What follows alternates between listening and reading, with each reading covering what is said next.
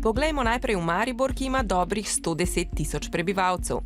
V tem drugem največjem slovenskem mestu poudarjajo, da ga ni prizadel še noben rušilni potres.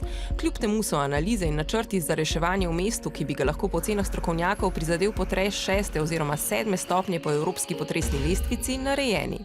Nevarnih stavb je trenutno v mestni občini Maribor okoli 550. To so stavbe, ki so bile grajene okoli leta 1900 pa vse do leta 1920. Sama stavba bi taka intenziteta potresa ne bi porušila, bi jo pa konstrukcijsko poškodovala.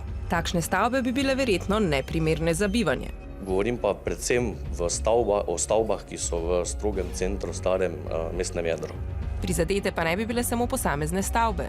To so pa poškodbe na komunalni infrastrukturi, na plinovodih, na kanalizacijskih sistemih, na elektroomrežju in tako dalje. Cirka 12 tisoč ljudi bi bilo ob potresu, ne govorim samo v stavbah, ampak ob potresu ogroženih. Kranj, 56 tisoč prebivalcev, uvrščen v 4. od 5 razredov potresne ogroženosti. Občina je analizo ogroženosti naredila leta 2013, a le za objekte v občinski lasti.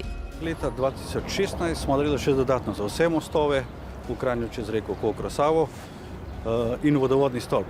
Zaradi ogroženosti so nato sanirali 2 mosta v mestu.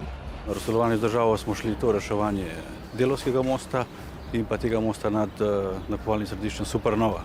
Jesenice, skoraj 21 tisoč prebivalcev. Na Jesenicah ta hip nimamo izdelane tovrstne analize, tako da kakšnega bolj podrobnega podatka o tem, koliko so dejansko ogrožene te naše stavbe. Nimamo, lahko pa povem, da je bilo v preteklosti že kar nekaj tudi potresov, tudi močnejših. Glede na to, da so stavbe več ali manj še zmeraj stojijo, tudi te večje, višje stolpnice, pa ta hip ocenjujem, da ni kakšne pretirane skrbi. Po drugi strani župan priznava, da je bilo ob močnem potresu v Posočju pred 22 leti poškodovanih tudi več stavb na Jesenicah. V tistem času je bilo zabeleženih 220 poškodb, različnih poškodb na objektih, vendar je to šlo bolj kot ne za manjše poškodbe. Krško, 26 tisoč prebivalcev, 5. stopnja potresne ogroženosti. Bolj ogrožene so stavbe zgrajene pred letom 1964. Tistih zgradb v naši občini ocenjujemo, da je okoli 30%. To so večstanovanjski objekti z 4, 5 ali 6 stanovanji, to se pravi dvonadstropna objekti. Ogroženih je okoli 30% prebivalcev, ocene škode v rušilnem potresu ni. Tudi Brežice, v katerih živi dobrih 24 tisoč prebivalcev, so v najvišjem 5. razredu potresne ogroženosti.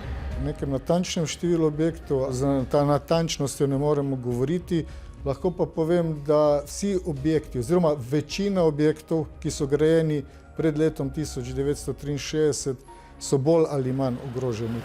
O potresu 8. stopnje po evropski makrosezmični lestvici bi bile na teh stavbah verjetno poškodbe konstrukcije.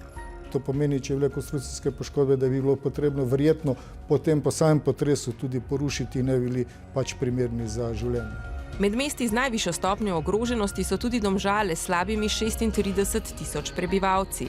Na občini ocenjujejo, da je zaradi gostote naseljenosti in višine stavb najbolj ogrožen osrednji del mesta. 80 stavb v občini je višjih od 4 etaž. Pristojne skrbijo tudi poškodbe na infrastrukturi, do katerih bi prišlo ob močnejšem potresu.